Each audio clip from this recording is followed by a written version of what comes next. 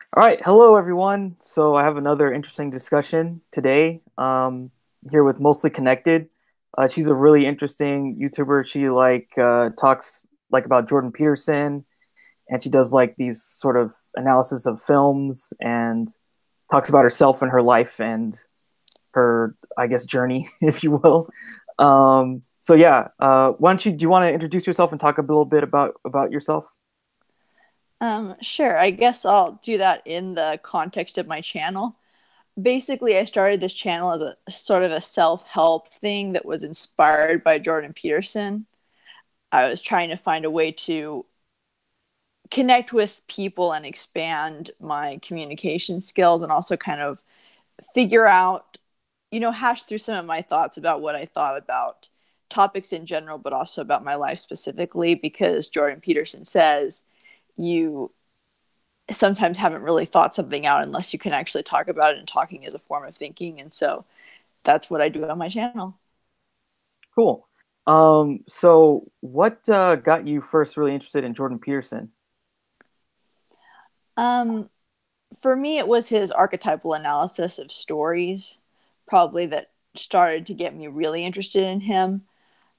That I think what happened was, I the first time I found him, he was on the daily one of the Daily Wire shows, and I'd been listening to some of the Daily Wire stuff with Ben Shapiro and so forth. And then, as soon as I listened to that one thing that he was in, all of a sudden, all these suggested video clips of his stuff came up. And so I was just listening to them for a while. And then it was the archetypal analysis that really made me actually start paying close attention to him, and listening to him, not just because the algorithm was suggesting, but because of him. Yeah. Well, that's really interesting that you would say that the algorithm started presenting his content, but it was right. Like you Uh liked huh. his stuff. It wasn't just Right. like you actually really like what he has to say, and Right. it And really I speaks to think, you, right? oh, yeah. Well, and I think a lot of the people who spend a lot of time listening to more conservative stuff are going to find something about his stuff that they like, because he's very into personal responsibility. Yeah. And so, if unless you're conservative for all the wrong reasons, you're going to like his stuff. That's my take on it. Yeah, sure. So what about so would you say he's like a self-help guru, or would you say that there's more than that to him? um he's mostly a self-help guru, I guess. I think he kind of got forced into being a political commentator just by nature of how he Yeah. became more well known. So he has that role too, but it's not a role he asked for, and it's not a role he'd like to be his primary role, I think. Yeah, I kind of feel like he that's not the best thing that he does. Yeah. I I would say personally, like my biggest problem with him is the fact that he sort of wades into political debates, and it sort of reveals his bias. Like he says a lot of stuff about climate change that Mm. is like he just signal boosts people that are saying things that are false, like very easily disproved. Hmm. And it seems like it's because like that's sort of his bias is like he sees the way that people talk about climate change as sort of in conflict with capitalism and stuff like that. So he wants to sort of push back. Yeah. Is that something you've noticed about him? Well, I have noticed that he knows what he knows, and then he doesn't know what he doesn't know. And I guess climate change, that's something that I'm not as up on the data either, but I do know, I remember going to school and getting the very clear data coming through, like, yes, global warming is happening. I think so. For me, like, I understand that there is the very clear data that comes through, and that a lot of people are ignoring it. I think a lot of that has to do, though, with it's very hard to feel like you're getting an accurate perception of what the scientists are saying just because you're reading the media articles, if you know what I mean. Mm. So I Sure. think part of it is just, it's not even about trusting the scientists necessarily, it's about trusting the media and whether they're giving you an accurate perception of what the scientists are saying. But then I think it's still up to you to go through and actually look at the underlying data behind it if you want to actually have a coherent opinion rather than just saying, I don't trust the media, therefore I'm not going to agree with any of this stuff. Yeah, I feel like, and this sort of, to me, the thing where he kind of slips up is like he's really a sort of conservative intellectual. He's probably the foremost conservative intellectual on the planet. There's probably a few others, but he's the most popular and the most like out there, has the biggest platform. And so it's hard for conservatism, I think, to sort of take things like climate change, these type of ideas that are sort of in conflict with some of the core values and understandings. And so it's difficult for them to resolve it, I think. And Mm-hmm. I think that there's a way where it could be resolved. For instance, in California, Schwarzenegger passed a version of like what they're doing in Canada, which is a carbon tax, but we did cap and trade. So cap and trade is a far more, it's less, it has less of a negative effect on business and consumers, but it also reins in carbon emissions. So yeah, I just feel like it's this is sort of one of the Yeah. problems I have with him is like there are these things that he's not really totally sure about, but he'll still jump in politically and has an Mm. opinion. Yeah. Yeah. I think the thing for me, it's not really climate change. For me, the thing that I wish he knew is that not only are autism and ADHD diagnoses on the rise because of overdiagnosis, but they actually are there's some combination of things we've done recently that is causing more people to experience the symptoms, I think, on greater levels. I'm not going to blame a specific thing because I don't think there is one specific thing. I think it's a combination of things. But somehow the combination of our lifestyle, the combination of changes we've made, different chemicals we're exposed to, something is causing these symptoms to become more widespread, I think. And I don't think he's as aware of that. Also, I think it's funny, but I think that he would probably actually have been evaluated for Asperger's if he had been in my generation, I think. Yeah, yeah. So yeah, I mean that's sort of like one of the critiques I feel like there are places where he doesn't have a lot of expertise and he kind of still wades in, Mm-hmm. um, which is kind of a problem. So one of the thing I was wondering, have you watched any of the debates he's been having with Sam Harris? Have you watched those at all?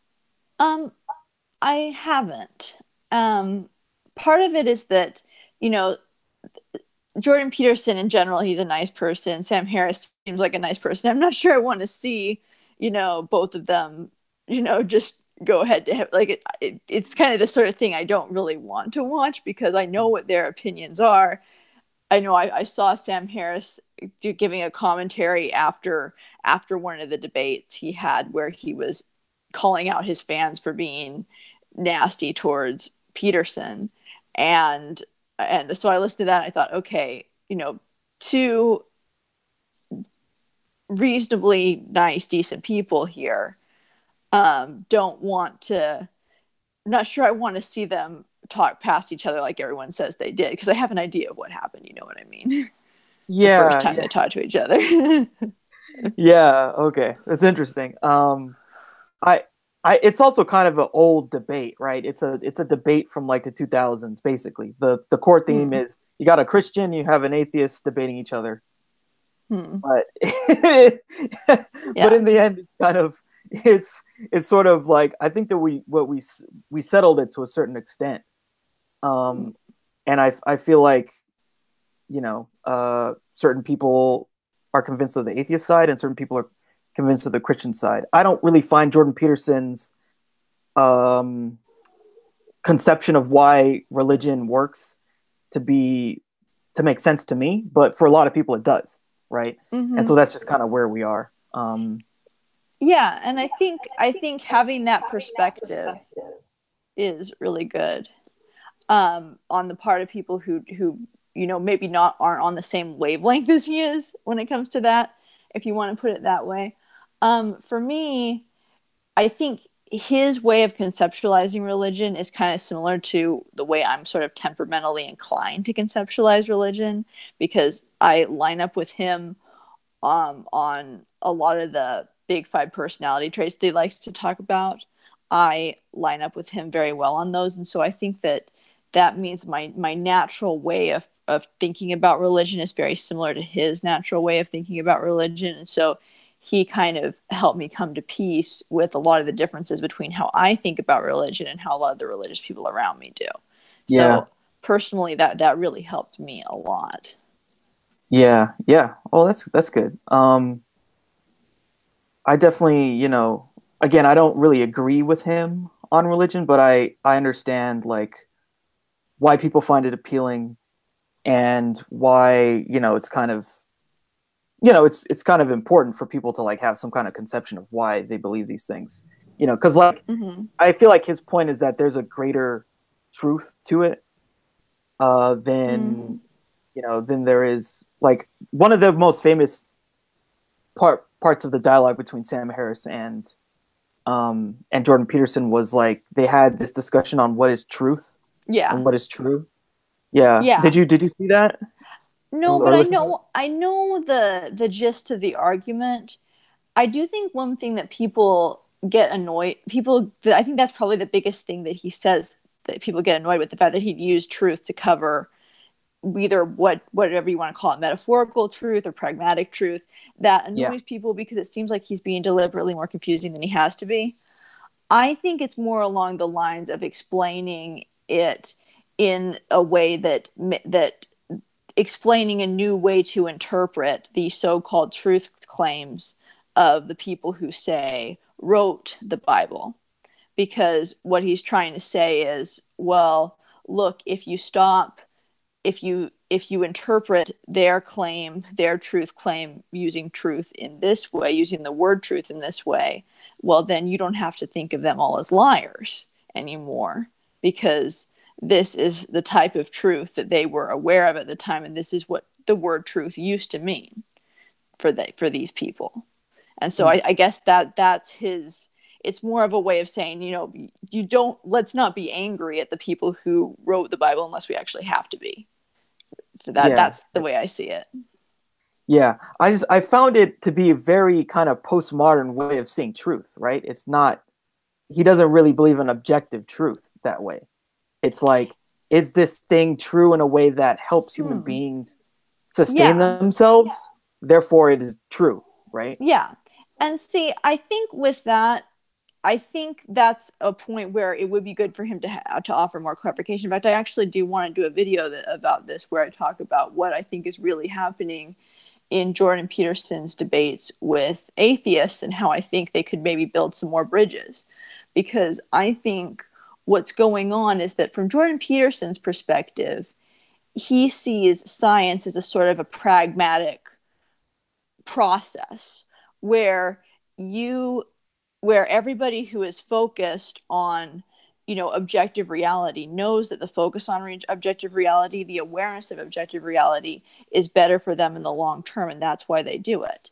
And the concern that atheists have about Jordan Peterson, and even more so I would say about your typical religious person, is that because they are worried that people will listen to them and then reject objective reality, there's going to be consequences if people ignore Yep. objective reality, right? You're Yeah. not going to advance. You're not going to discover new technology that could help people as quickly if you ignore objective reality, Or and we have so all these forth. loopholes, right? Like society like melds around these religions because we have to hold them to be true and it holds us back. Mm-hmm. And it keeps us from relating to other people as well. It can. I mean, people outside. Jordan Peterson talks, about how the religion can form sort of a shared cultural language with the people and bring people closer together. But the downside to that is that it can wall you off from other people who have a different religion. So Yep. trying to mitigate against that. But I would say, just from the scientific perspective, that's of course the social downside of religion.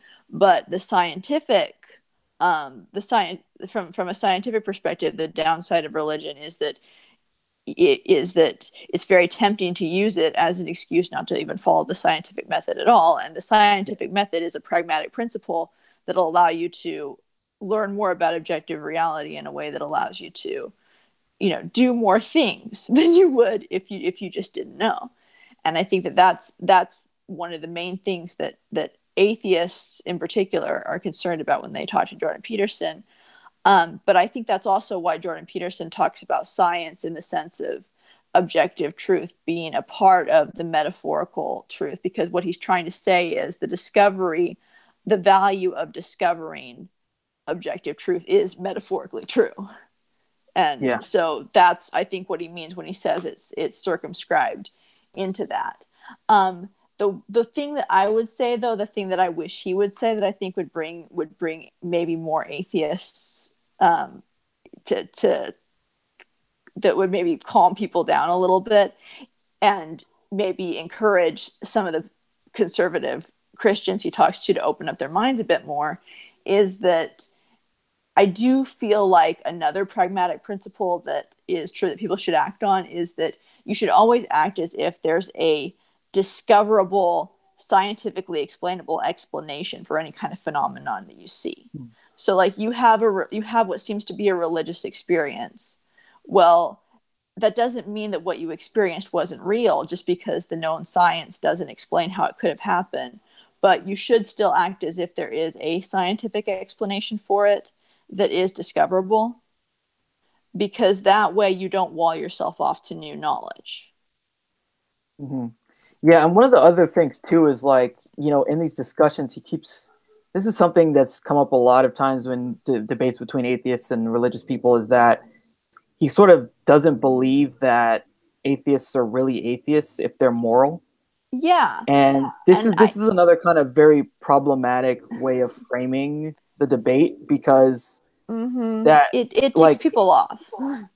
well, it's just not true. It's just not true. It's not like Well, it it's not like depends you on can what you say mean by because you don't feel atheist, though. therefore you're See, that's religious. the problem, is that he's redefined the word atheist in such a way that he can point to it and say, this term that I define as atheism as doesn't exist in real life. It's like, well, yes, but I think the way I define atheism is consciously atheist. I think you owe the respect to a person's consciousness to say, okay, even if you're doing things that you don't understand the reason why you're doing them that follow a moral structure, that doesn't mean that you are religious if consciously you don't believe in God. If consciously you don't believe in God, I'm going to respect your consciousness as that part of your brain, and I'm going to, when I talk about you, I'm talking about your conscious self, the one that's made conscious choices based on the information you've received in life, and has come to the conscious conclusion that there either isn't a God or that there probably isn't a God. I'm going to respect that. I'm going to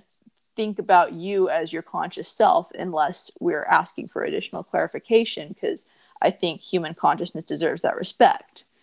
And I think that that's the kind of respect atheists are asking for. Yeah, yeah. It's just a really bad way to try and debate an opponent, because you're just saying, well, I Yeah. don't believe that you're actually doing or saying what you're saying, like, because you Well, can't it really go yeah, any it further you from the can't. point. Yeah, exactly. It's very hard to go farther from that point, and I think that that's a mistake that he makes. And I wish he'd realized that he doesn't have to do that. I wish he'd sorry. I That's okay. wish that he'd be willing to treat the consciousness separately. Because here's the ironic thing. He talks about how he doesn't like it when people say that we don't have free will, because he's like, well, if you don't treat people as if they have free will, then then everything goes wrong. But what he doesn't realize is that the reason atheists are so annoyed with him when he says that they're not really atheists is because he is essentially acting as if the impression they get, even though they may not have said this out loud or realized that this is what it comes down to, the impression they get is that he's acting as if they don't have free will. And that's just very frustrating to anybody, because the truth is human consciousness, human conscious decisions are important. We know that. And even if you don't want to call it free will, the experience we have of, going through and making these choices, it's an important experience. And it's it's analogous to some processes that are going on in our brain that are obviously extremely important and energy intensive and expensive. And so we should be taking those processes seriously and valuing them. Yeah, yeah, for sure. It's true. He's Yeah. kind of denying free will, their free will. Yeah. He's saying, oh, Yeah. well, you're actually, because of your actions, you're deterministically a non-atheist. A non-atheist. Yeah. Well, yeah. At least I think a better way to put it would be that you are not fully aware of all the reasons why you act the way you do. So before you judge Christians for coming up with this particular set of reasons for why they act the way they do, just remember that you may not have your own set of reasons. I Yeah, think that, yeah, that's probably a good way of handling it a little bit more maybe neutrally, because that's kind of how I feel about atheism, is that you know, a lot of people all the time, they do things and they don't know why. A lot of people's actions, they're based on imitation. So, you know, what feels right to you, a lot of it's based on what your culture did. Some of it's based on yes, just the general logical underpinnings that you might not consciously be aware of, but somewhere in the back of your mind it's worked through. And that's kind of where morality comes from, is a combination of those things, you know, imitation, and then things that you sort of know but haven't fully said, yeah, and then things that yeah, you yeah, for actually sure. said. And so if you're going to insist that all your morality be based on things that you've actually managed to consciously figure out, you might be missing something that's important. And I guess that would be my take on the danger of being hyper focused on the rational to the point where you ignore everything you haven't been able to explain rationally yet. Mm. Sure, yeah, for sure. Yeah. One of the other things was like about and that I find really interesting is like when he talks about like Marxism and like postmodern neo-Marxism. I always feel like he doesn't really know exactly what he's talking about there. Mm-hmm. Do you feel like that's something that you, when he talks about like what postmodernists have done and what and like postmodern neo-Marxism, is that something that you find valuable in what he talks about, or is it more so the other things? Yeah, it's, well, I would, obviously, I think it's more so the other things. I think he's best as a self-help guru. I think with that, I think a lot of people are annoyed with him for using those terms. What I wish is that he'd come up with a different term that wasn't so closely related to these philosophies, because I do think that postmodernism does often turn into sort of code for the type of thing he's talking about, because I think it's very difficult depending on how you approach postmodernism. I mean, I don't know that much about it, but it seems to me as if it could be very easy for people who identify as postmodernist to fall into the patterns that he's concerned about. But I guess the way that I would put it, because a lot of these people don't even think of themselves as postmodernists, the people that he's really concerned about. So I would, the term I would like to see used is social deconstructionists, you know, where they feel Okay. like the rule of, like, the one rule of the game that they're playing is to pull out all social rules, like destroy all rules. That's the rule of the game, Okay. for Like these in people. what instance would you say that X people are so actually socially deconstructionists? That what did you say? Sorry, the So connection. so who would you define as social deconstructionists? Like what's an Um, example? like people who don't believe in societal order at all. Like one time I was having a Twitter conversation with someone who who was taking issue with Dr. Peterson using the word standard society. And I was like, well, that's something an orderly person would say. And then she came back. I'm going to just say she, because I don't know for sure, but she came back and said, well, you know, I don't believe in any societal order. You know, basically order is always going to run amok. And I'm thinking, and so I tweet her, I reply back and I say, well, but you know, too little order results in some people killing whoever they want, and in some parents abandoning their kids. So you've got to have some sort of societal order at some point. The question is, what's the best order and how do you keep it from being too constrictive, not really whether you should have order or not.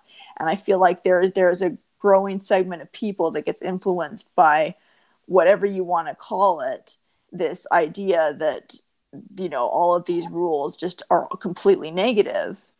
All of these societal rules are completely negative, that leads to people coming to that conclusion. And I think that that's a bad conclusion to come to, because a lot of rules, even the rules that we Yeah. removed recently, they had reasons that I don't think everyone was fully aware of. So you're going to have positive effects for removing them, obviously, but you're also going to have negative effects. And you should be aware of both the positive Like and the negative effects of just removing a rule. yeah, people that are like anarchists, or like it's just beyond just wanting to down.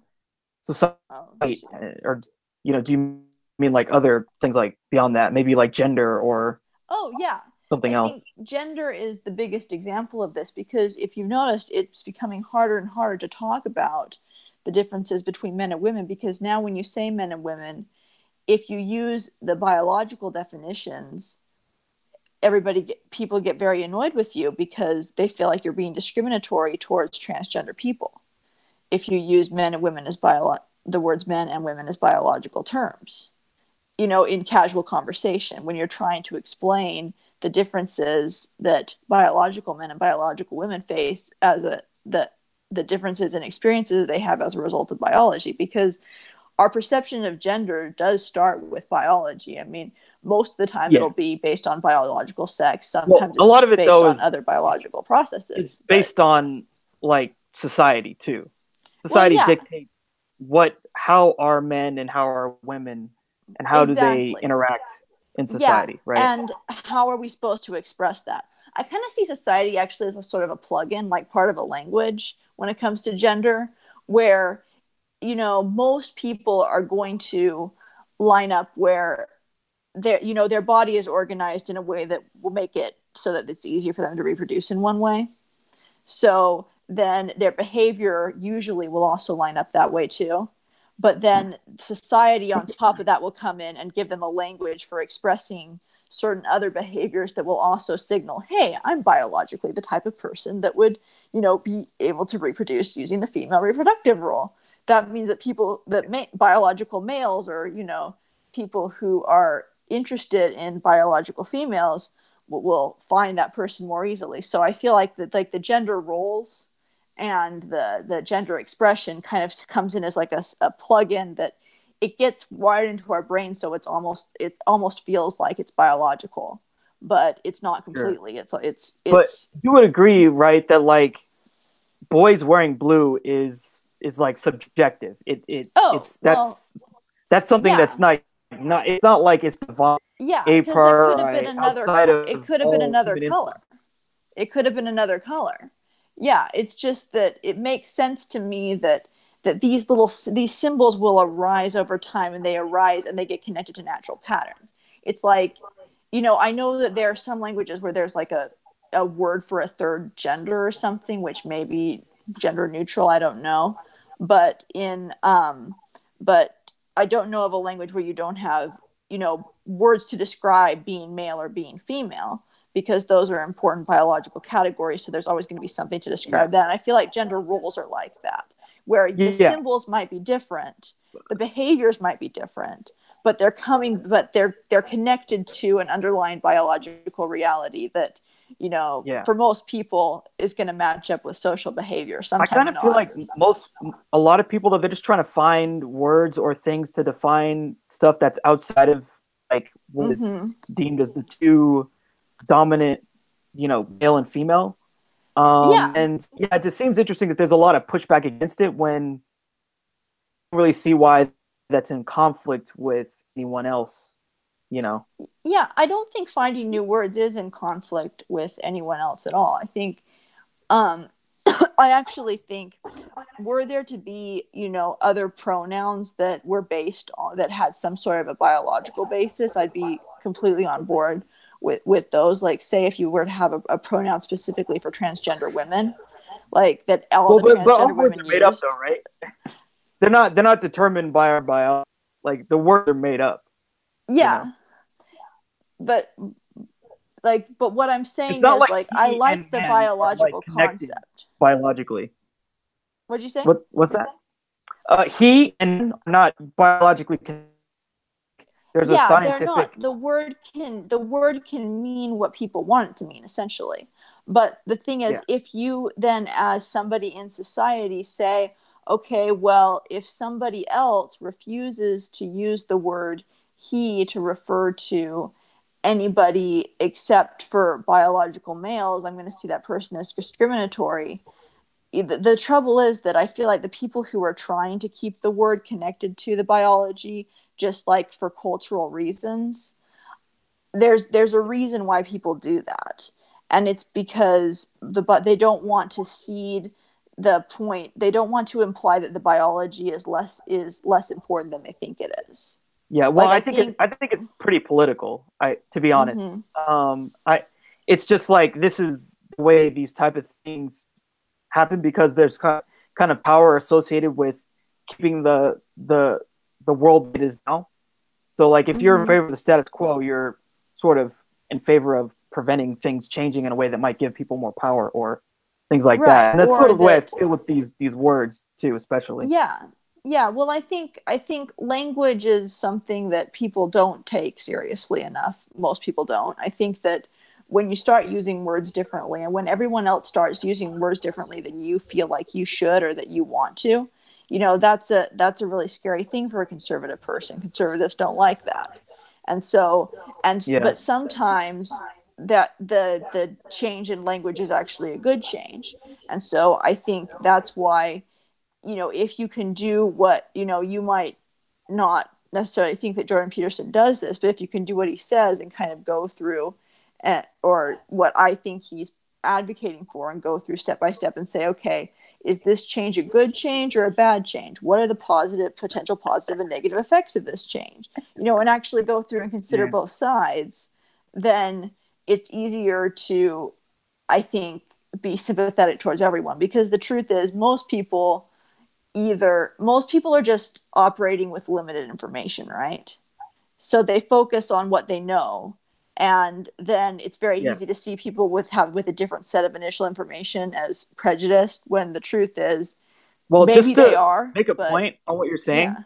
So like if so yeah, so like if we take the concept of there are people who do not feel that they are the gender that they were assigned when they were born, and therefore Mhm. they either want to change gender or they want to have different ways of Mhm. expressing how their gender is, or they want people to speak to them in different ways Mhm. that they feel makes sense for the way that their gender is. Uh-huh. If we take that and we want to like have some type of analysis of what's the good and what's the bad, I think one thing that should be, there's definitely, I guess, a downside. The thing is like this process of deciding is definitely biased because everyone has Mhm. their sort of skin in the game. And the thing Jordan Peterson was saying in the C16 debate was like, I don't want to be compelled to have to say something Mhm. that I don't want to. Yeah.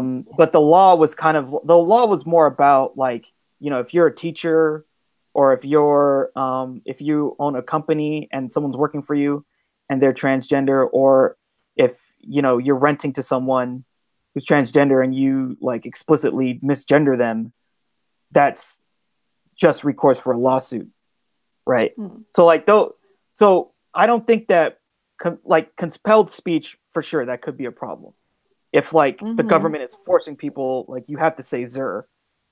I mean that's not really what we're Mhm. talking about. So yeah, Yeah. that's why I think that this debate can get kind of like biased in ways where people aren't actually speaking to each other Well, I in the same think that, language. yeah, and I think the issue with that is, of course, the issue with that is, I think people imagine a different scenario, right? Because you talk about explicitly misgendering someone, and what you're imagining, and what I'm assuming most, if not all, transgender people would be imagining, is that somebody's going out of their way to make their life miserable by saying, like, by deliberately using the pronoun and they're doing it partly because they know it's going to make that person miserable, or they're doing it because they really want to make a point that they don't care how the other person feels in comparison to what they think is the right pronoun. Like basically do it like quote unquote misgendering something, but you know what I mean. Using the non-preferred gender pronoun because simply in order to make their own point that they think they know better than the person who actually is transgender. And that would be, that's a nasty experience, and that's an experience that I don't want anybody to have to be on the receiving end of. But then you look at it from the perspective of people who just do not feel as if they morally can. They don't feel as if it would be morally right for them to use that person's preferred gender pronoun because they really believe that they would be dishonest if they didn't use what they think is the correct biological pronoun. Well, then that person's in a tough position, right? Because we Yeah. know what that person doesn't want to offend that other person, Mm. but also feels kind of morally impelled not to use those other particular pronouns. So what do you do in that case? And Well, that's the moral here, dilemma here's the here. here's the thing. Like, so I think we can agree that there's a difference between if I work for someone and I'm transgender and they're gonna use the wrong pronoun on purpose after I've legally changed my name and gender. That's one Mm-hmm. thing, and then on the other hand, someone accidentally misgenders someone. Like these two are different, right? Oh yeah, they're very different, Yeah. completely different And scenarios. so the thing about the bill C-16 was more about like misgendering in the first, not the Was second. more geared towards the first scenario, but it still brings up the question: if somebody who is conservative really believes it's morally wrong to call that person by the pronoun that is that person's preferred pronoun, then what's that person going to do in that housing situation? That person should probably just avoid pronouns altogether, because that's where I am actually. Is that like I would rather at this point just try to talk about, if I'm talking about a specific transgender individual, I'd rather just try to avoid using pronouns altogether, because either way feels wrong to me. I don't want to offend the person by using a pronoun that they don't want, because that seems disrespectful and wrong. And I'm not transgender. I've never had transgender dysphoria, so I don't want to add to whatever discomfort is associated with having had gender dysphoria by making that person more uncomfortable than necessary. But on the other hand, I also think that there's a trend in society where people don't take the underlying physical biology seriously enough. And so I don't really want to support that trend by just casually using the the preferred pronoun over the biological pronoun, as if that's not a big deal.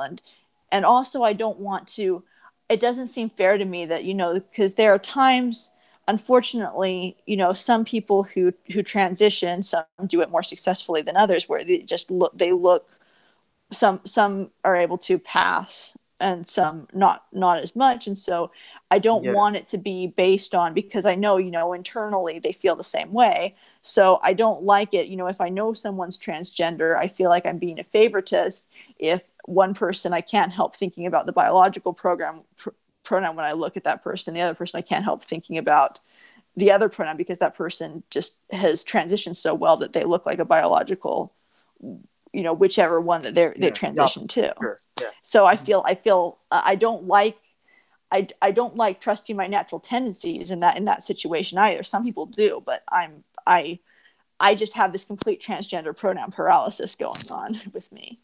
Okay. Yeah. That's interesting. Uh, yeah, I don't know. I'm in a different place with that. I don't really care either way, but I find it interesting that a lot of people have a lot of hangups about biological things. Mm-hmm. But I don't know. I suspect Yeah. in 10 years or whatever, I think we'll kind of be over this. We'll be Oh, I on think something else. eventually what'll either happen is, society will split and we'll all go off into our social bubbles and stop talking to each other, or we'll negotiate some sort of an agreed upon, this is how you talk to somebody if they have different views about gender than you do. Yeah, well, I That think it's those are the kind of going two to be. options. I think it'll be slightly like gay marriage in a way, where gay marriage became legal and then people kind of got over it. And people had Mm-hmm. been continually getting over it for about a decade, and then it was legal, and then it was kind of whatever. I mean, there's still some issues, but I think, yeah, I feel Mm, like at some point, like the biggest yeah, thing now is like transgender people in the military, which causes some interesting issues because, yeah. But the see, like the you have to thing pay is, for the transition, with me, things like that. I don't know. I mean, you're in California, so about 10 years ago, when Prop 8 happened.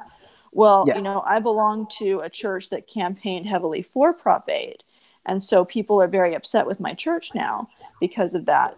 But I see the whole gay marriage legalization kind of from a different perspective, which is as a Yeah, I bet. linguistic thing.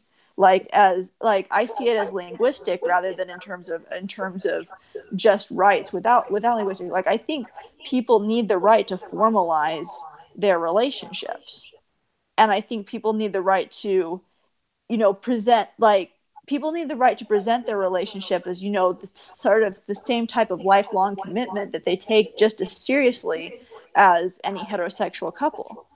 And that's something that I think that a lot of people who the conservatives around me don't get. But I also think that because the same word is now being used, it becomes very difficult to talk about the issues that come up as a result of heterosexual marriage in particular, usually, unless, of course, you're talking about transgender people again, where one's a Sure. biological male and one's a biological female. Because the truth is, there are some marriages that can theoretically result in a child, and other marriages that theoretically that can't really. Uh-huh. And because But of the how way, how does that matter exactly? Because like if you're gay, you can still have a child in different ways. well, yeah, you can in different ways. The issue is, can you reproduce in nature, and like would it happen by accident? Because I think what That matters. marriage, it matters, because if you get pregnant by accident, something's going to have to be done about that pregnancy. Even an abortion is not a nothing solution to this. Even if you're completely fine with, like, on a moral level, even, like, I'm not talking about pro choice, pro life. Say, Uh-huh. say just for yourself, you think that abortion is, a completely fine decision for you personally. If you're going in to get an abortion, it's still not a nothing thing. The body's still been changed as a result of the pregnancy, and even abortion, it's less risky than delivering the baby for the mother. It is, but it's Yeah. not completely risk free either. And so, But how does it have to do with like what type of relationship there is in a marriage? well, it doesn't have to do with the relationship. It has to do with how much interest society has in preserving the relationship. Because with a gay couple, if the gay couple decides to break up, and they both agree to break up, well, Mhm. but it then, unless they've adopted kids, or unless they've had kids through some other scientifically invented means, that doesn't hurt anybody except them. But if a heterosexual couple that has had kids by accident decides to break up, well, those kids still exist. That's still going to have repercussions in the kids' Right. lives.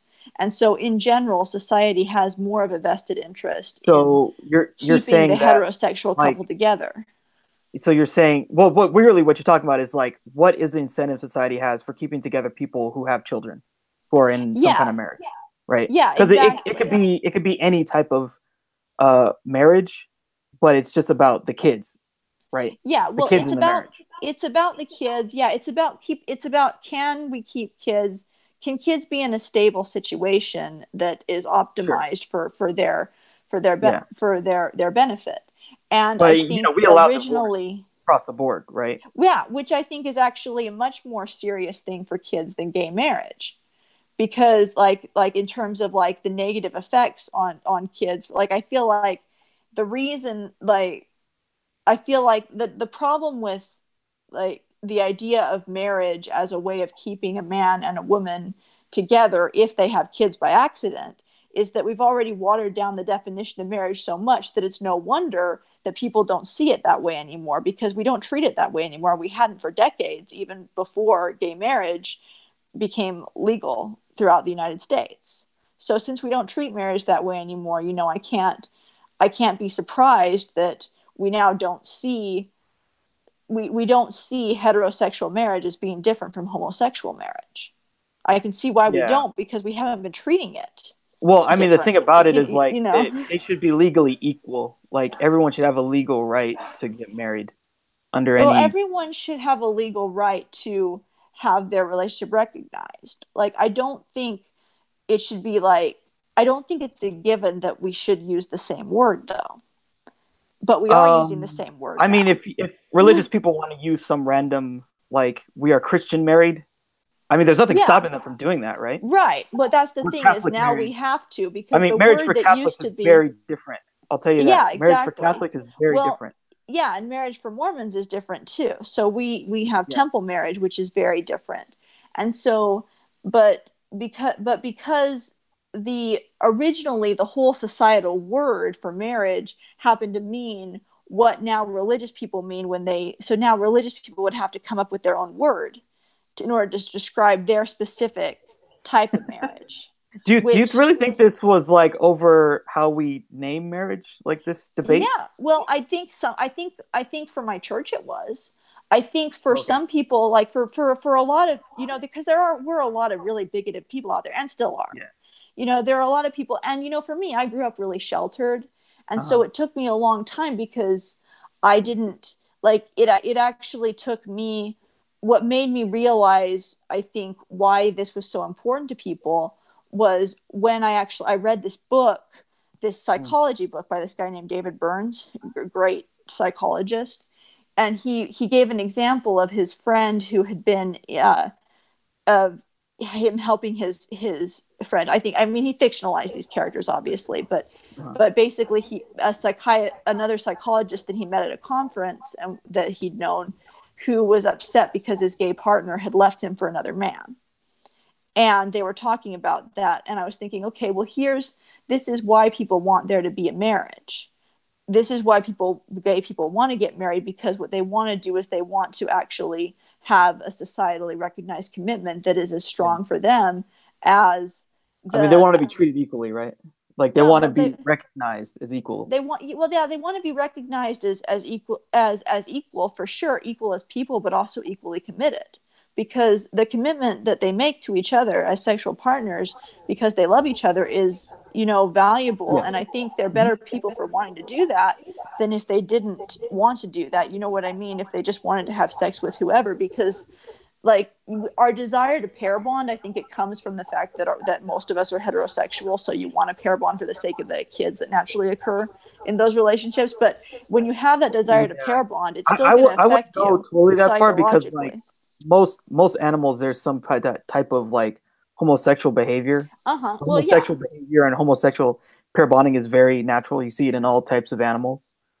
See, I So don't it's more like we are naturally try to bond, and then yeah, other we things naturally come try to from it. bond, but I think like I don't know enough about it, I guess, but I think that, even if it was the way I'm saying, which maybe it isn't, I do think that, either way, psychologically, it's damaging if you create a sexual, like, I think as human beings, we want to have longer term sexual bonds. That's what we want for the most part. Well, yeah, yeah. I And mean, there's so, probably a lot of different. Like, it depends yeah. upon your age and stuff. I think different aged people of different sexes have different strategies, right? Hmm. Yeah, and I So, think part of it is treating the but other yeah, I person think with that's right. respect too. Are you but I think the point is you should take sex seriously, I guess, is maybe like the Sure. Okay. best general point to point out. And so for people who are going to, get into this long-term relationship, and get, they want to be together for life, say, the problem with not having, with the problem before gay marriage was legal in society was that if Bill and Steve are together and they love each other and they both feel that they're committed to be together for life, but then Bill breaks up with Steve and goes um, and starts living with Curtis or something. Well, Hmm. then Steve's all by himself, and there's not a moral way to judge that if your more moral perspective is that none of them should be sleeping with each other in the first place, right? Because it's Yeah. kind of like, okay, you were sleeping with this one guy that you shouldn't have been sleeping with, and now you're sleeping with this other guy you shouldn't have been sleeping with. Like, there's not a moral. The society doesn't judge that betrayal the same way as they Sure. Sure. would if you know, if it was a guy who'd been sleeping with a woman or had been married to a woman and then left her for someone else. And Yeah. so I So, think that but one that's of the things, important. real quick. So you would also recognize, though, as well, right, that the church's views on homosexuality was another reason why they were opposed to it. It wasn't just like the nomenclature. Oh, It was oh like, yeah. Yeah. Well, yeah, it's because they think that there's higher eternal potential for people if they follow particular paths. And so one of those paths is being able to be in a relationship with someone that you can physically reproduce in nature with. mhm. So that's kind of the situation there, I think. Um, that would be my like scientific, I guess, take on it. It's hard though because I'm not actually, you know, I'm just a regular member of my church, you know what I mean? Oh, So, but sure. Yeah. that would be my interpretation of it, I guess. Yeah, yeah. So I guess why don't we now talk a little bit about feminism and your takes on feminism? I saw, Mm-hmm. I didn't watch all of it, but you made a video today about like I guess feminism and female empowerment and like how they're Oh different, yeah, I yeah, guess. yeah. I thought that was kind of interesting. So one of the things I was wondering, like, when you talk about feminism as a movement, one of the things that I think of is like the Me Too movement, and it seems like Mm-hmm. that like some type of a large scale movement was needed for that to take place, like a feminist movement, because there was such widespread abuse of women in different. I mean, like I don't know if people understand this, but Me Too is a global thing. Like Mm-hmm. there's Me Yeah, Too it in is. South Korea, there's Me Too Yeah, in England, there's Me Too in like China. Like there's a bunch of places where yeah. this thing has like this is a problem that is faced when men and women interact in these Oh power yeah, structures, yeah. and there needed to be some global movement to say this is not acceptable and it's okay for people to come out and say that this happened to me and that there needs to be Yeah, repercussions for the people who did it. yeah. So I think, I mean, I think I'm in a little bit of a bubble with regards to this one where I just hear about the negative side effects of the movement. I think the initial impulse of the Me Too movement is actually a good thing because mhm. um, I think that there are a lot of women. In fact, I think there still are a lot of women, you know, even though the Me Too movement has been going on for a long time, who really don't feel as if they're in a position where anyone will believe them if they do come out and talk about things that have happened to them. And that's, I think, a serious issue for women. I think, unfortunately, there's a situation that we're in where on the one I feel like unfortunately in our society sometimes it comes down to the person who is the most confident and who is the best with words rather than who is actually in the right a lot of the time when it comes to who's believed because Yeah. um, you can have a woman who's really good with people decide that she's annoyed with a guy and then accuse the guy. And if the guy's not very confident, it's going to come across as if he probably did something to her, and people are going to assume that. And then and so people on one side are really worried about false accusations. But then you've got the other hand where there are women who just lack confidence and then something happens to them. And they're afraid that even if they come out, they naturally lack confidence. The guy has better social skills than they do, besides all the power, and basically, I feel like it comes down to who's the most socially vulnerable in the situation rather than who's in the Yeah. right. I And think a lot of it too really had to do with the power dynamics because take like the Harvey Weinstein case, right? yeah, There were women who accused him and nothing kind of happened, or there was just like a lawsuit, but they never lost their power. Like that was the problem. Is mm-hmm. like they did these things and then people kind of looked And the other everybody way. kind of knew, but nobody did anything about it. Yeah, Yeah, everyone basically knew. I mean, yeah, the weird thing about Harvey is like there's all these people they made all these jokes about it and no and one nothing did anything happened. and people still work with him. Yeah, and that's the sort of thing that I really would like to see if there's a way to stop from happening because the sad thing is I've seen I think people are psychologically, there's a psychological urge people have to support the people in power, like for the sake of maintaining stability or something like that, which actually becomes a real problem when they do things like this. Yeah. Because there are a lot of people who will go against their better impulses to stand up for the person who has been taken advantage of for the sake of either confirmation bias or maintaining the social order as they see it. Also, they don't want to be the next, they don't want to be the one on the chopping block, you know, if nobody else stands up. And so Mm. I think there's a kind of a lack of courage in society. Maybe that's a good way to put it for some of these people, where Harvey Weinstein, I guess, was powerful enough that nobody, that I don't think it was even that most people didn't care. It was just that most people forced themselves not to care because they didn't want to be the one with their head on the block for saying something Yeah, well, serious. so like a good example, the director Quentin Tarantino, like he knew a lot, and he even dated a woman who, like, apparently told him that Harvey did things to her. But the problem was, like, Harvey's the guy who's financing all of his films, and he wants to make these films, and he's afraid of losing that, right? Mm-hmm. So, yeah, I think that what Me Too really brought up was like there's these dynamics with people who have that level of power, and they're using it to do whatever they want and harm women and men too, Mm-hmm. and that these things are not acceptable and they need to be broken apart. And people need to listen to Yeah. them. And before, no one was listening, basically. Yeah. Well, I guess the real issue is that no one should be above criticism, because I think a lot of people kind of get the sense, whatever social hierarchy you're talking about, there's kind of a sense that if you're at the top of the hierarchy, or near the top of the hierarchy, or at the top of a hierarchy within the range of hierarchies, you are now above social criticism, or at least real social criticism. Not that people weren't saying anything about Harvey Weinstein at all, but he was sort of above, he was above the place where he could really get hurt when it came to the way the society around him was moving. And so you have to ask yourself, well, is there a way that people can not just be courageous enough to stop that, but be courageous in a way that's organized enough to stop that, to come in and say this, not, and see, that's the, I think what bothers me about the Me Too movement, I think, is that I feel like what needs to happen is that there needs to be an organized plan for stopping this from happening. And I think it's very hard to come up with one.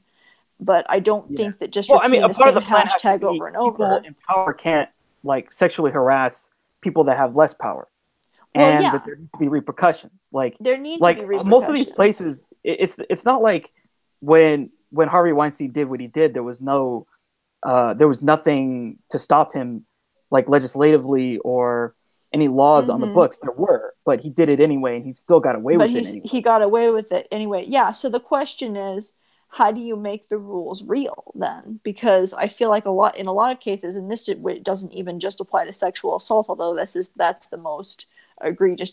Well, yeah, the most egregious example that I can think of, really, because someone can't go around, like, it's harder, I feel like, to commit violence and get away with it than, like, physical violence that's non-sexual, than it is to commit sexual assault to get away with it, because sexual assault doesn't always leave a visible mark. And so I think, or harassment and so forth, it's very easy to do these things that are harder to see Hmm. and get away with them, as opposed to, so this is pretty much the worst type of behavior that I feel like falls under this category, where it's you can make rules and people can pretty easily agree on the rules. Like, I think it's not that hard to agree on where the bounds are, on where the boundaries are. You can come up with rules for, okay, don't do this in this situation, don't do that, like, it's very easy to come Yeah. up with a basic set of rules of, like, how So to this make this kind sure of comes that. back to, this was something Jordan Peterson had said in one of the interviews. I think it was with Vice Mm-hmm. or something. He was like, people don't understand the rules. Like, the guy asked him, like, do you think men and women can work together? He was like, I don't Mm-hmm. know. Men don't know the rules, which I don't really Well. think is, because, like, I know that for me, like, where I work, I know the rule is basically this is how I would interpret Me Too rules. Mm-hmm. Um, do not, basically, just don't really try to date people that you are working with. and Mm-hmm. especially don't try to take advantage in a way sexually anyone you work that works under you that has less power than you. Like Mm-hmm. because those relationships are not really consensual. The people are going to feel they're going to feel like they have to sort of placate you because you have more power and you could just fire them. And to me, Mm-hmm. that's what the rules are, the Me Too rules. Like that's how I would define Right. it. Basically. Yeah. Very Yeah. simple. I feel like I think that those are, you know, reasonable general rules. I think the issue that Jordan Peterson is concerned about is when people take things out of context to make it look like someone had intentions that they didn't. For example, like because his context, he brought up the whole thing where NBC was regulating hugging. So if you're going to treat every single hug like it is a sign of some sort of intended romantic relationship, even if, you know, what if it isn't, then I feel like it's sometimes it's it's hard to draw a black and white binary of this is, you know, this behavior means that you are now pursuing a romantic relationship with this person versus this behavior. And depending on what culture you're from, you might have different expectations Yeah. too. So it's, you know, like different people have different cultures have different rules for body space and so Well, forth. a lot of the time And that you so need that type of stuff on the books because they're come like you need something there for when a weird situation happens so that it's not like someone's just complaining about mm-hmm, hugging. It's like this person broke this rule, therefore they're fired. So, like a good example of mm-hmm, that actually happened in a Me Too situation was there was a guy, John Lasseter. He was like the head of Pixar for a long time, like made mm-hmm, all their original films, like from Toy Story to like Toy Story 3, pretty much. mm-hmm. And he would creepily hug women and like basically grope them. So, you know, if there isn't something in place to say, hey, this is not okay, then you just have women complaining about hugging, but he's not just hugging you, he's like groping you in a way that is you know like he's trying to get away with it basically. Okay. And you So know it's kind of like the, I guess, what do you call it, like the Chicago shotgun laws where they outlawed a specific type of gun, and the reason they did it was to, or like a specific type of addition to a gun or something like that, and they did it because it was easier to prosecute people for breaking that law than it was for some of the violent crimes that were going on in ways that were harder to catch, so they could catch gang uh members more well easily. in a way you like for all laws you have to have some type of like the I forget what the word is, but like you have to have something on the books to Yeah, say someone is breaking this.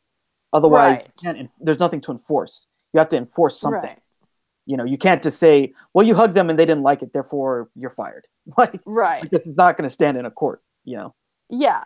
And see, so that's what's so frustrating about this, about I think trying to make laws in order to protect people from sexual assault, is that, or sexual harassment, I guess is a better word. Sexual assault I think is more clear cut, but Yeah, it's pretty sexual clear. harassment, the problem with sexual harassment is that part of it, trying to make laws to prevent it, is that a lot of it has to do with how the person was feeling at the time, and should the person have known the other person was feeling differently.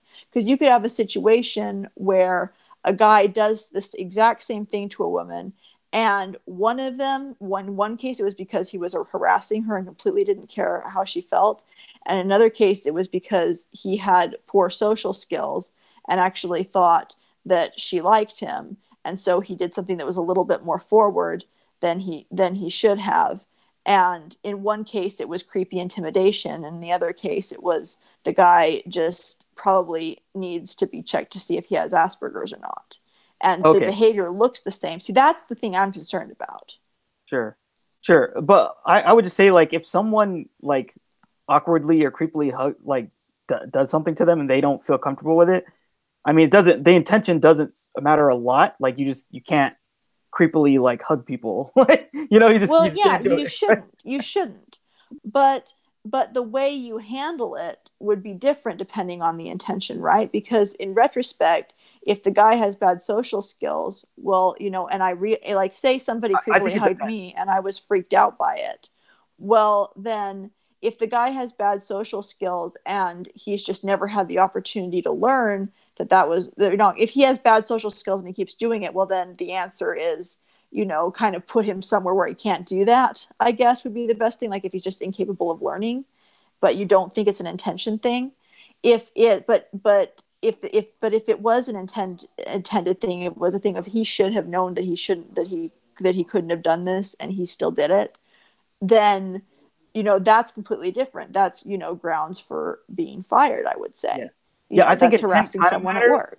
but the worse things get, like the less that I think intent totally matters. So like if you're groping people, Mm-hmm. but you didn't really intend to do Yeah, it in a way that they that's misunderstood, different. it Yeah. it doesn't really matter. And especially like if you, I don't know, if you do it a bunch of times, Well, yeah, that's you the have to other be thing checked on is that if you do it a bunch of times, by that point somebody should report that, because the thing is, like, people should report. And I think what needs to happen is that there needs to be a system in place where people can report inappropriate behavior in a way that takes into account that somebody might report inappropriate behavior that you find out the main reason why somebody did it was because of some sort of either social disability or misunderstanding. You know what I mean? Like, I feel like that should be a consideration that goes into how these things are vetted. And the reason I'm saying this is because autism and Asperger's run in my family. it. Mm-hmm. And I have high functioning autism myself, I think, and my brother has Asperger's.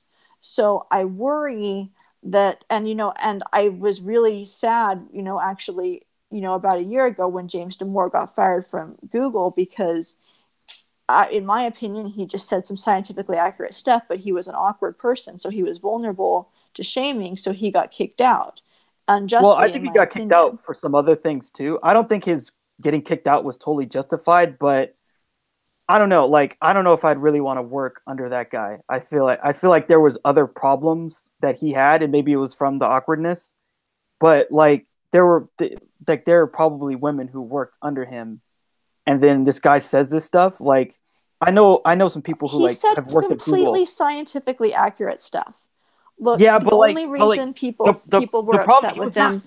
he wasn't fired really for that. He was fired because he made them look bad, and there was a lot of people who Oh, were. because someone else published it, right? Yeah, Not yeah, him. he didn't publish it. He didn't publish it. Yeah, so I don't he know. should not I have think been he kind of got. fired. I think he kind of got screwed in the situation, but I mean, he didn't really make himself look good afterward. Like the way that he kind of like pivoted to hanging out with a lot of like right wing people, and Okay, you know, look, you I know don't what think I'm that these places thinking need to be at an this echo point? chamber. Go ahead. Look, I'm thinking that you and I just come from completely different perspectives on this, on all of this stuff, because I'm having a Probably, yeah. hard time finding common ground with you on a lot of these issues. Um, I see James Damore as a total victim. I see Yeah, him yeah, as I'm a sure a guy lot of who people was see him as a victim. Yeah, completely run around, and I don't think that his firing was totally justifiable. I think that there was. I wish that his thing hadn't been published, and they could have had a better discussion about it. But yeah, I know like women who worked at Google, and they were asked, "Do you think you know?" I asked them like, "Do you think he should have been fired?" They're like, "Yes." I do not want to work around people like that. Like they do not respect us and other female engineers. So I think the oh, problem is he needed to state what he was trying to say better. in a He better way. didn't. Okay, so he Yeah. did. You're right, he did, and So so does when Dr. Peterson in a lot of cases. But yeah you know what? I believe that that type of thing, that's actually a type of discrimination that many people on the left do not realize, which is that they are being very discriminatory towards people with social disabilities. And that really ticks me off because they are coming for my family and they're coming for me first.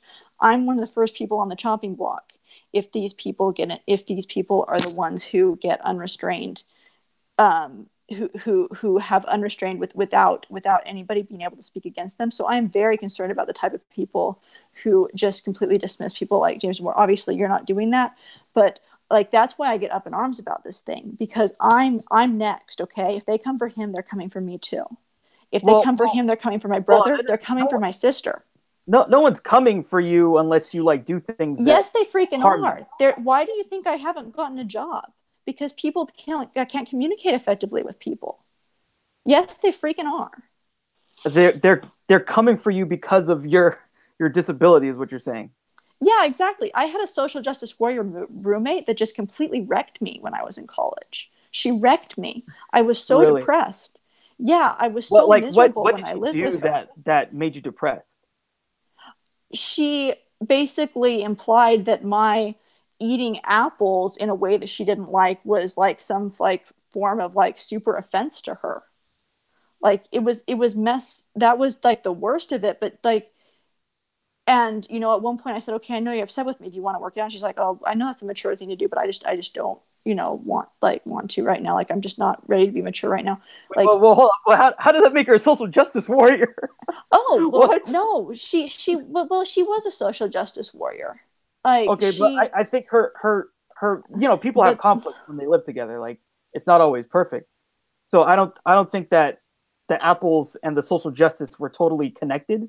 She just I well, guess was annoyed no, by it, but didn't express it very well. well, yeah, but she, like, for me, I think of them as connected. And the reason why I do is because she was, on board with the whole like we're a culture, not a costume thing, which I think is like a real. I don't think it makes sense for people to just generically dress up as someone else's culture and be like, this is a costume. It's that is, I think, a little bit. I don't see why people like don't. I think there's a way to come up with much better costumes than that. First of all, second of all, why don't you come up with a much better costume than just the generic cultural representation? Because you might be getting part of Yeah, it wrong. I think we're getting a bit But off the yeah, topic. well, But sorry, so I, but I guess my point there is like the problem with James Damore was never that he was like awkward or something. It's that like there's very few women that work at Google. It's very hard to get into Google. When someone that is your boss is saying that it makes sense. Like here's the problem. Here's my biggest problem. So someone like him would logically say, yeah, it'd be fine if like all the employees at Google were men. That wouldn't be an issue because we just get the best people and men have this sort of predisposition because of biology to be engineers and women don't. That's fine. That would not be oh, fine, in my opinion. That would not be fine. And it makes the people who work under him and around him that are women feel like he doesn't really respect them. And he needed to communicate better that he thinks that basically his problem was there needs to be a better way of getting women into Google other than discriminating against men, is what he felt like. Right? That yeah. was Well, his that was actual issue. that was what he actually thought. I think that's true. Also, He but didn't need to to bash get women though. He didn't need to go he into, did oh yeah, not women. bash women. That's what Well, you are but he's wrong saying, but like about. He did he's saying not he's bash saying women. but Look, he's let saying me like talk about him. If you hold want on, to hold on, know what hold I on, hold think. on, hold on. Let me just say this. Let me restate my point so that it's better. So what I meant to say was he did not need to go into justifying discrepancies. He could have said, "I think it would be better if we did X Yes, to he get women freaking into did need Google." to go into justifying discrepancies. You know why he did? Because men and women on average want different things. Most women do not want to work in IT. There are a higher percentage of men than women who want to But work in but IT. hold on, no. But Google gets to hire whoever they want. They're the biggest tech company in the world. They can get all But the they best should still women. hire the best people. And But they maybe can, but there they can more choose of what the they best want. people will be men.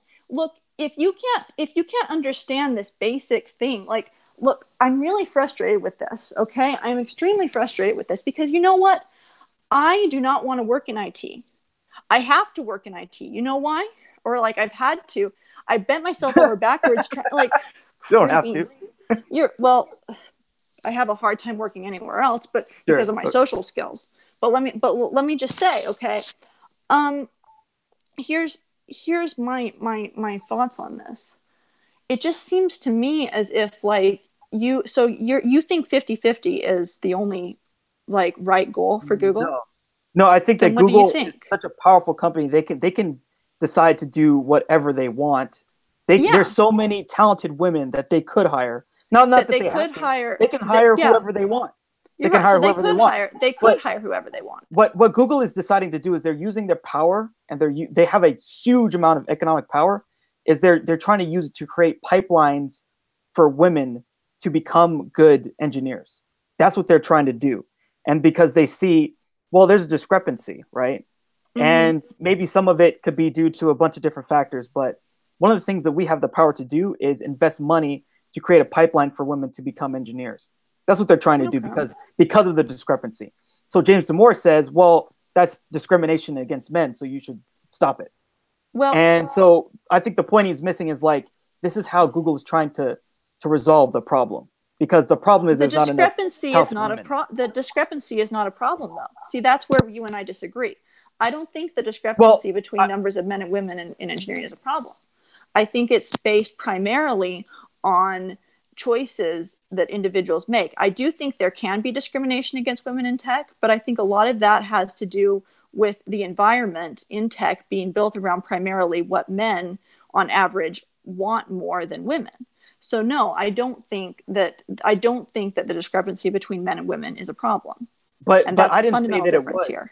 What I said was Google is investing money to Google, get well, you more said women. Google is best to get investing money. So you were speaking from Google's perspective then Yes, Google is when you said investing that? money to get. That's what they were doing, and that's the problem he had was with Google doing it because he felt that it was discriminating against men, which is kind of true for sure. Yeah.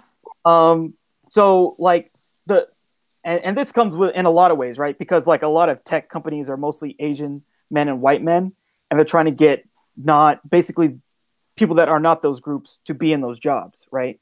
And it's like, how do Mm-hmm. we address that problem? Because I think what people like him don't understand is that that's the future of employment. Okay, like there could be a situation in the future where if people don't have those skills, it's going to have even worse repercussions for their employment. So it behooves us as a society to try and teach these people how to do these things and have these skills and get the best talent out of these pools because right now we're just Mm-hmm. not getting it. Yeah, and I think like that's completely fair. I guess what my understanding of the situation is though is that Google was being very secretive about what it was doing.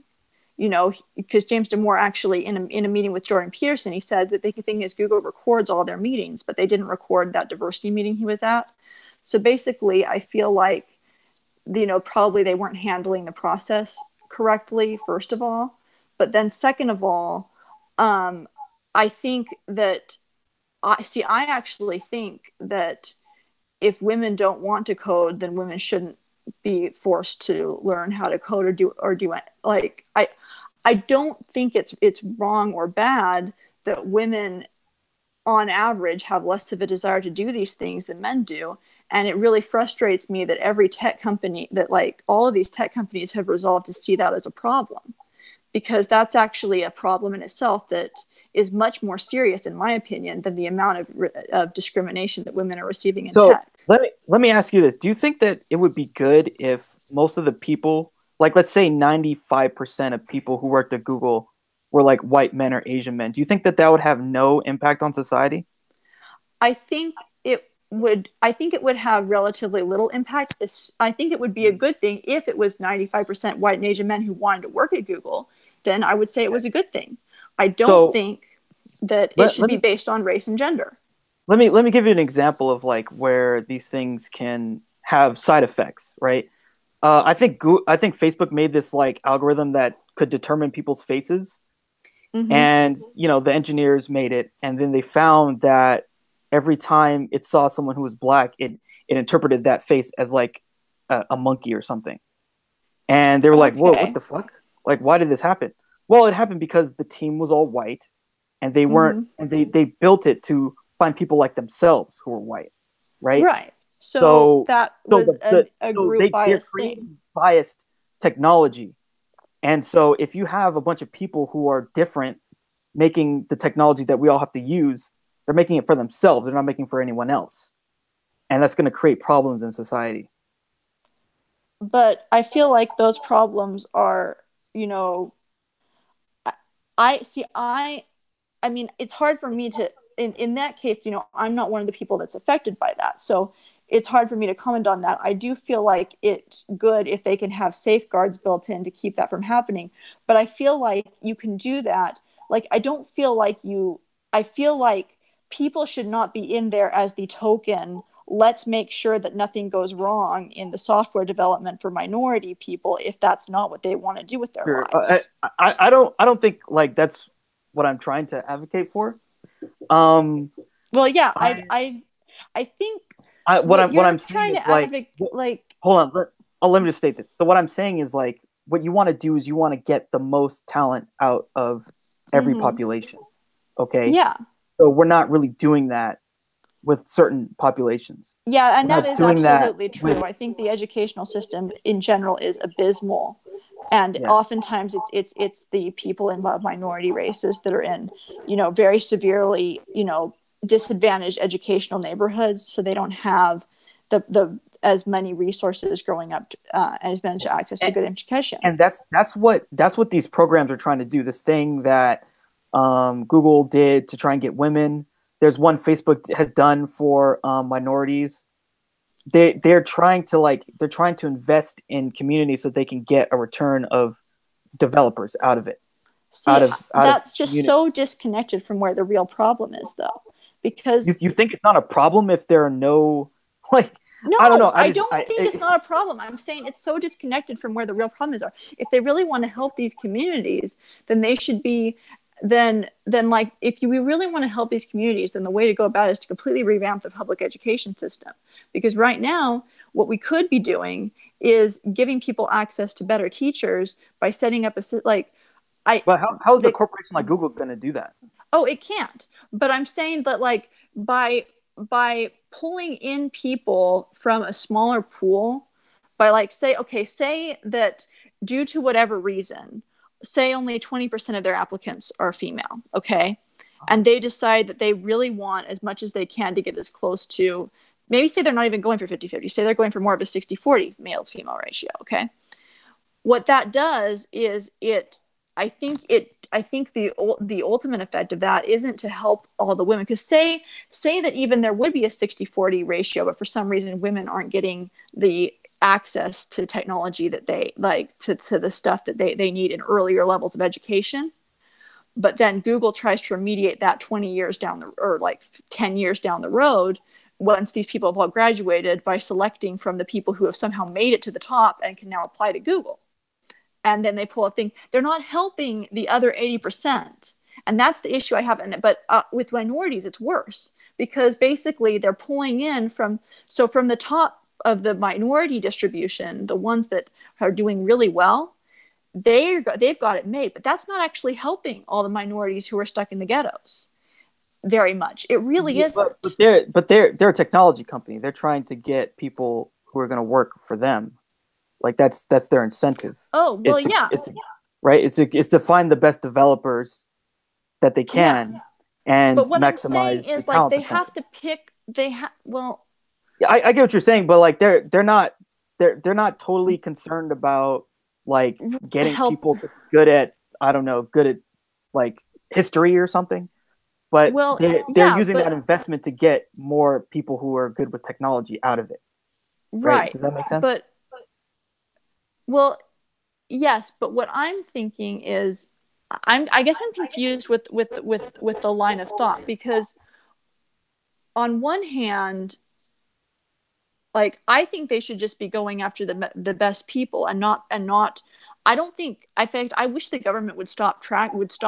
I just mark myself as not, as like prefer not to disclose my race on government job applications, actually, because I think that the amount of a big deal that we're all making about what race everybody is actually counterproductive, and it really bothers me. And I feel like, with the race thing, that's what a lot of these companies are doing, where they act like obsessing over what race people are will somehow make things better. And in my opinion, I think, especially as there are more and more mixed marriages, or mixed relationships, you're gonna have a situation where more and more people are mixed anyway. And I just think that's a waste. Now, for gender is always going to be a thing, though, because you don't like, reproduction in nature is still going to lead to, for the most Well, part, okay. So the let me just kind of circle back. I don't. What I think that they're trying to do with these programs is invest in people and to give them these skills so that they can use it in the future for a better. So they might work at Google, they might work somewhere else, but it's creating a pipeline of people from these underrepresented places. So they're trying to create more people with skills. It's not a zero-sum game, I think, right? So like if what I see is that there's a big division between the type of people who usually manage to get to the point where they could even apply to Google and the people who are truly at a disadvantage. And so I feel like from the people who are advantaged enough to be able to actually get to the point where they can apply to Google and have a reasonable chance of getting in, I feel, and be qualified to get in, essentially to help Google essentially be in that general pool. I feel like Google should pick the best people. And I feel like if Google wants to create a pipeline for people, they're already too high up to create a pipeline just by who they hire. What they're going to have to do is create some sort of another initiative outside where they partner with someone for some sort of charity thing.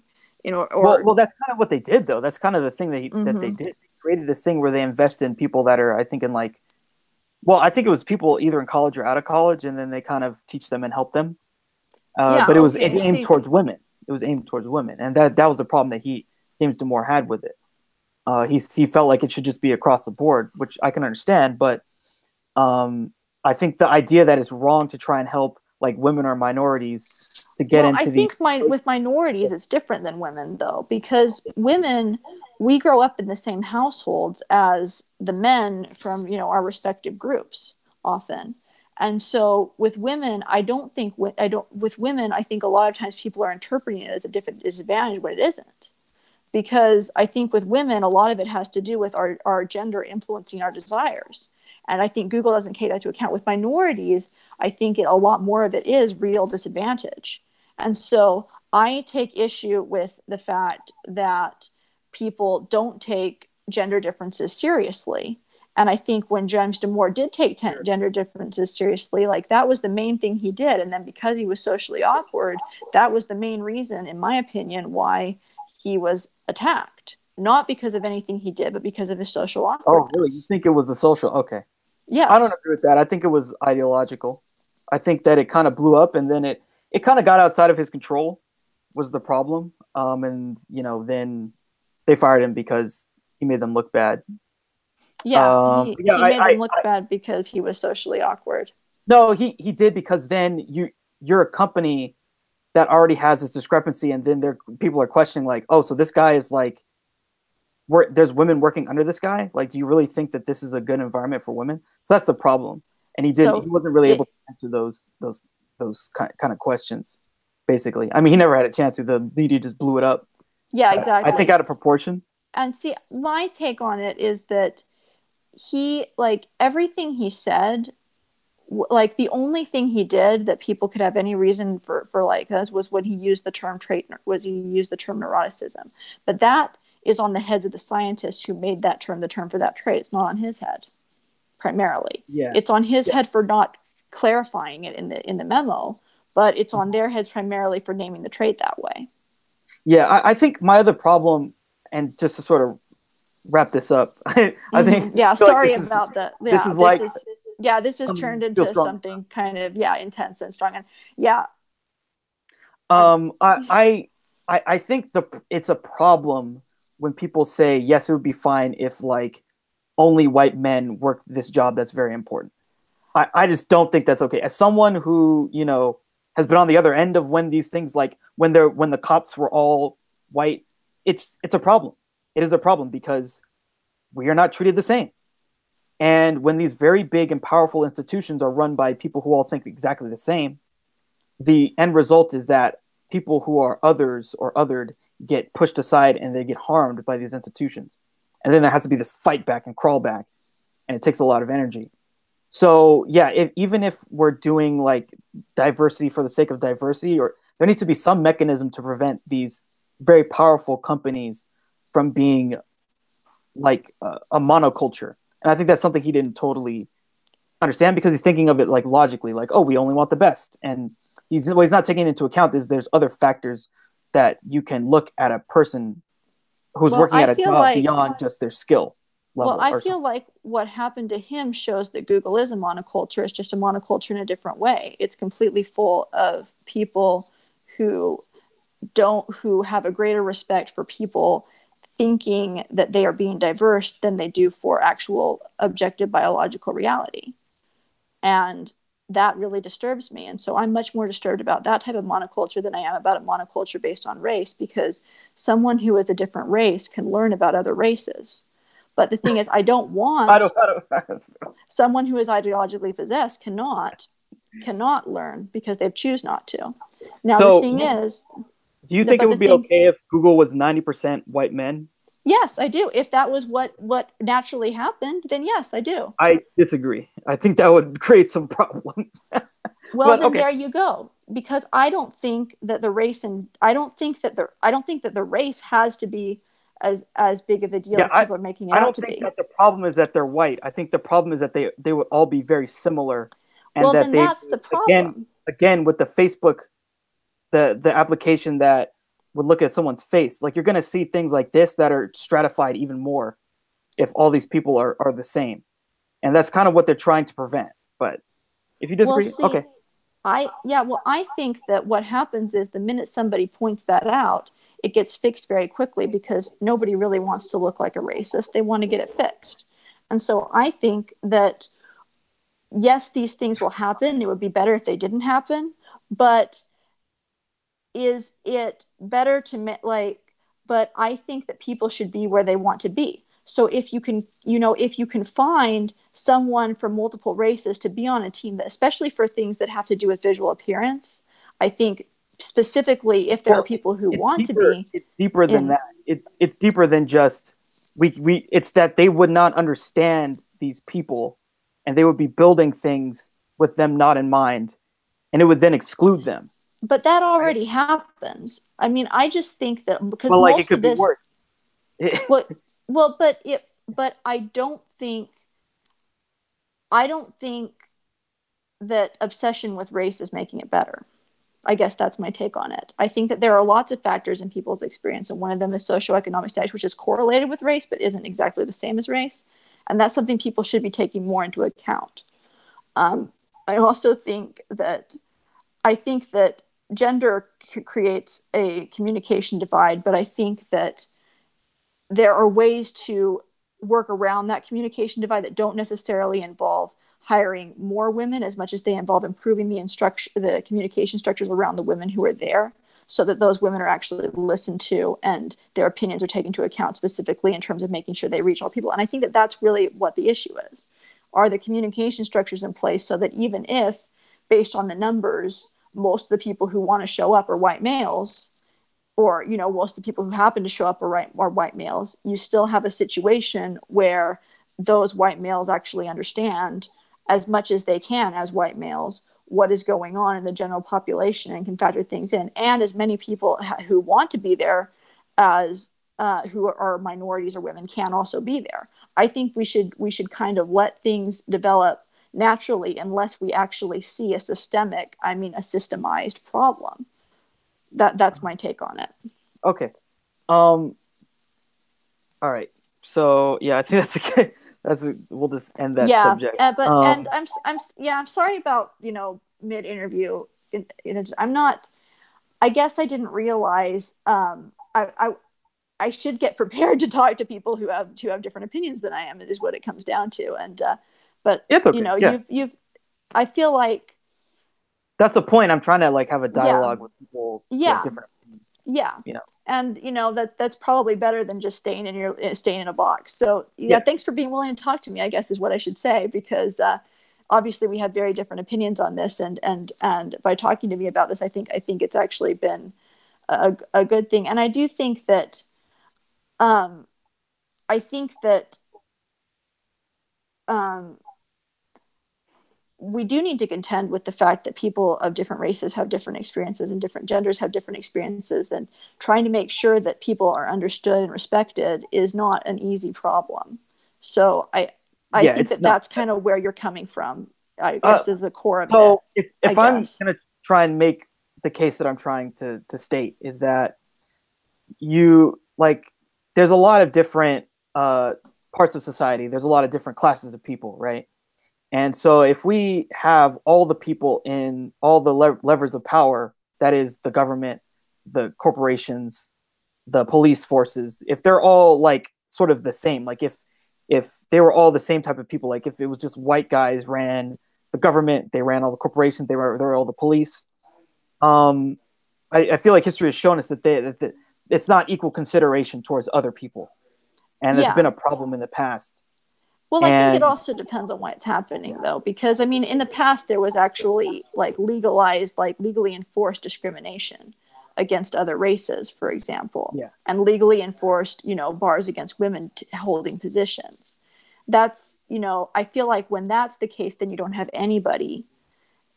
Like, I do agree with you. Like, if everybody at Google was white, like say everybody at Google was white male, yeah, basically, that would be a problem. yeah, it would Like be a that problem. would actually be a problem. It would be a problem because it would suggest that there were people who actually wanted to be in that weren't in, that there was some like actual like but negative enforcement going on, and it would also mean that there wasn't any outlet for communication between them. So we can agree on that. I do think that that would be a problem. Yeah, yeah, and like if the government, if our government was like 90% of the people running it were white, uh, more than likely, like there's just issues that crop up because you're getting the same type of people, the same class of people, right? And so we need these institutions to be responsive.